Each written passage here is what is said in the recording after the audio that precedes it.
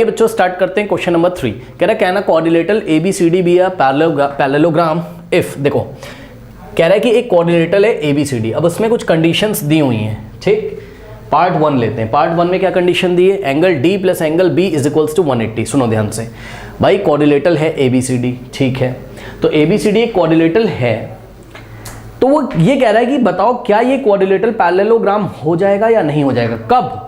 जब ये वाली कंडीशन सेटिस्फाई होती हो, यानी कि angle D plus angle B 180 degree हो जाए। अब आइए, सबसे पहले आपको जब भी ऐसा कंडीशन चेक करने वाला क्वेश्चन मिले तो आपको पैरेललोग्राम की सारी प्रॉपर्टीज याद होनी चाहिए, ठीक। तो पैरेललोग्राम की क्या क्या प्रॉपर्टीज होती हैं बच्चों, देखिए पैरेललोग्राम में जो प्रॉपर्टीज होती हैं वो ये होती हैं, ध्यान से चेक करो। मान लो हमारे पास एक पैरेललोग्राम है। अच्छा, एक खास बात और, अगर उसने बोला क्वाड्रिलेटरल ABCD, ठीक, तो आपको नेमिंग इसकी ठीक से करनी है। मतलब समझो, देखो बच्चों, आपने यहां से नेमिंग करी A, फिर यहाँ पे B, यहाँ पे C और यहाँ पे D, इस तरीके से आपने इसकी नेमिंग करी, ठीक।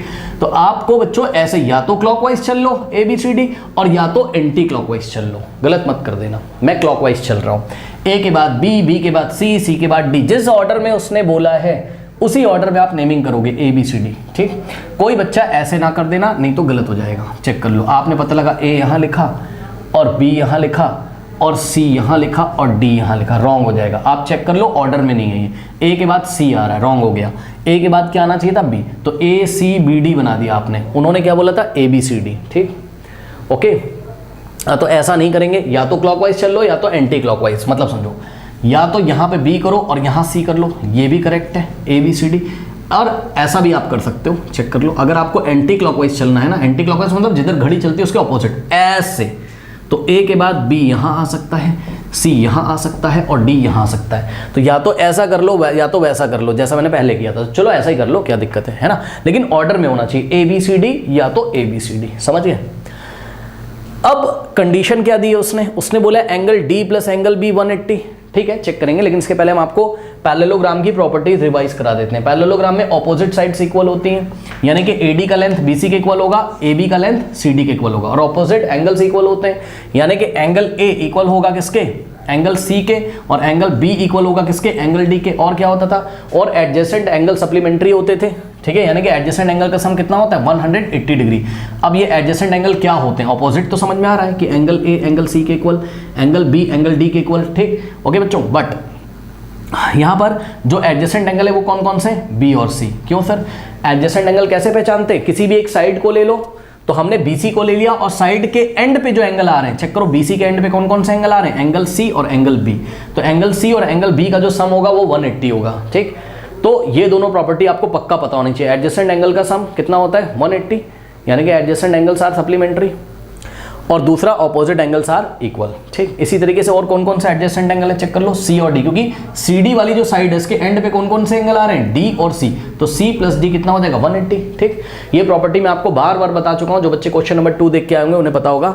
अब आइए बच्चों, इस क्वेश्चन में हम देखते हैं कि क्या चल रहा है। इन्होंने हमसे बोला कि भाई किसी क्वाड्रिलेटरल में, देखो अभी ये पैरेललोग्राम हुआ नहीं है, अभी ये सिंपल क्वाड्रिलेटरल है।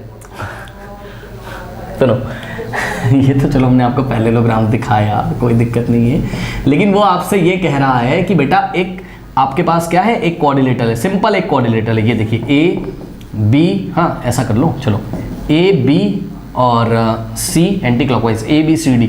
कह रहा है कि भाई देखो, अगर एंगल D और एंगल B का सम 180 हो जाए, यानी कि ये वाला एंगल और ये वाला एंगल, इन दोनों का अगर सम 180 हो जाए तो क्या ये क्वाड्रिलेटरल पैरेललोग्राम के लिए क्वालिफाई कर जाएगा। तो सुनो ध्यान से, कर भी सकता है और नहीं भी कर सकता है। आई रिपीट, कर भी सकता है और नहीं भी कर सकता है। क्यों सर, बच्चों ध्यान से चेक करो, कुछ सिनेरियो हम आपको दिखाते हैं, ध्यान चेक करो। क्या पता ये एंगल 30 डिग्री हो, अरे मान लो, और ये एंगल कितना हो, 150 डिग्री हो, ठीक, और सच में ये पैरेललोग्राम रहा हो सकता है, बिल्कुल हो सकता है भाई। मान लो, नहीं sorry, I am very sorry, opposite angle तो हमेशा इक्वल होते हैं ना। क्या पता ऐसा सिनेरियो हो कि ये 90 डिग्री हो और ये भी क्या हो, 90 डिग्री। सोचो, अगर ये 90 ये 90, यानी कि कहने का मतलब ये कि एक रेक्टेंगल हो, ये कुछ इस तरीके से हो, तो रेक्टेंगल भी एक पैरेललोग्राम होता है। मैं आपकी नॉलेज के लिए आपको बता दूं, ये देखिए, ये रेक्टेंगल में चारों एंगल आपके 90 90 होते हैं, ठीक। तो A बी सी डी, ठीक। तो इस टाइम ये भी 90, बी और डी भी 90, तो अगर आप बी और प्लस डी करोगे तो बी कितना है 90 है और डी कितना है 90 है। ओके स्टूडेंट, 90 प्लस 90 कितना हो जाएगा 180। तो क्या पता ऐसा सिनेरियो हो कि भाई एक रेक्टेंगल हो एबीसीडी, रेक्टेंगल भी क्वाड्रिलेटरल होता है और ये रेक्टेंगल एक पैरेललोग्राम, रेक्टेंगल एक पैरेललोग्राम होता है। सुन लीजिए ध्यान से, क्या पता ऐसा सिनेरियो हो, तो उस टाइम डी प्लस बी कितना होगा 180। लेकिन ये नेसेसरी कंडीशन नहीं है, ये नेसेसरी कंडीशन नहीं है। क्यों सर? जो पहले मैंने एग्जांपल लिया था आप उसको देखो, क्या पता ऐसा हो कि भाई ये 30 डिग्री हो, है ना, और ये क्या हो 150, हो सकता है, बिल्कुल चेक कर लो। अभी भी b प्लस डी कितना है, b प्लस डी अभी भी कितना है 180 है, चेक कर लो, क्योंकि b कितना है 30 है ना, और d कितना है 150 है, ठीक। सुनो, ये क्वाड्रिलेटरल तो है लेकिन ये पैरेललोग्राम नहीं है। पैरेललोग्राम का सिंबल ऐसे बनाते हैं शॉर्ट में, तो ये पैरेललोग्राम नहीं है। क्यों? पैरेललोग्राम के बच्चों ऑपोजिट एंगल इक्वल होते हैं, तो ऑपोजिट एंगल इनको इक्वल देने चाहिए थे। अगर ऑपोजिट एंगल ये इक्वल दे देते हमें, मतलब बोलते कि भाई angle A is equal to angle C है और angle B is equal to angle D, ये कंडीशन अगर दी होती तब तो ये क्वाड्रिलेटरल क्या होता, पैरेललोग्राम होता, ठीक है ना।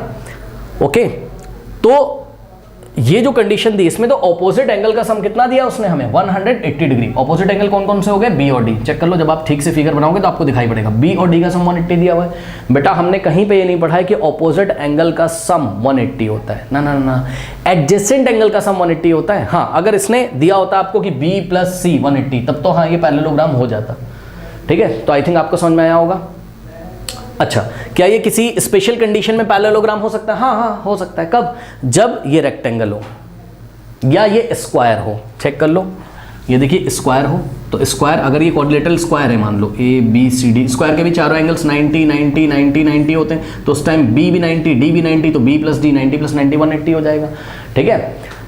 ओके, तो अब आपको इसका आंसर कैसे लिखना है? आपको इसका आंसर लिखना है कि भाई देखो ये दी गई कंडीशन में ये पैरेललोग्राम हो भी सकता है। अगर होगा तो सोचो, या तो वो स्क्वायर होगा या तो वो रेक्टेंगल होगा, ठीक। और नहीं भी हो सकता है, नहीं भी हो सकता है में ऐसा कोई क्वाड्रिलेटरल होगा जो कि पैरेललोग्राम नहीं होगा, ठीक। फिर आप बोलोगे कि भाई देखो अगर पैरेललोग्राम इनको करना है इस क्वाड्रिलेटरल को, तो दो कंडीशन सेटिस्फाई होनी चाहिए। कौन कौन सी? नंबर 1, ऑपोजिट एंगल्स इक्वल हो जाए, यानी कि B is equal to D और A is equal to C हो जाए, या तो फिर एडजेसेंट एंगल का सम कितना हो जाए 180 डिग्री, यानी कि b प्लस सी 180 हो जाए, c प्लस डी 180 हो जाए, a प्लस डी 180 हो जाए, a प्लस बी 180 हो जाए, ठीक है। तो आंसर देखो एग्जाम में ऐसे लिखोगे आप, ठीक। कैसे? आप लिखोगे for d plus B is equal to 180, यानी कि जो कंडीशन दी हुई है क्वाड्रिलेटरल ABCD में और मे नॉट भी पैरेललोग्राम, ये पैरेललोग्राम हो भी सकता है और नहीं भी हो सकता है। फिर आप आगे लिखोगे अलोंग विद दिस कंडीशन, ये जो कंडीशन दी है इसके साथ the following condition should be fulfilled, ठीक है। ये जो कंडीशन दी है, चलो भाई ठीक है, इनको देने दो ये कंडीशन, लेकिन इन्होंने ऑपोजिट एंगल का सम 180 दिया है, इसका कोई खास फर्क पड़ता नहीं है, ठीक है। ये कंडीशन उतनी मैटर नहीं करती जितनी ये दोनों कंडीशन करती हैं, तो ये दोनों तो हमेशा फुलफिल होनी चाहिए। कौन कौन सी? The sum of the measure of the adjacent angle should be 180, और second opposite angle should also be of the same measures. तो ये दोनों प्रॉपर्टीज फुलफिल होनी चाहिए। तो इस तरीके से आप इसका आंसर करोगे, ठीक है बच्चों, नोट कर लीजिए।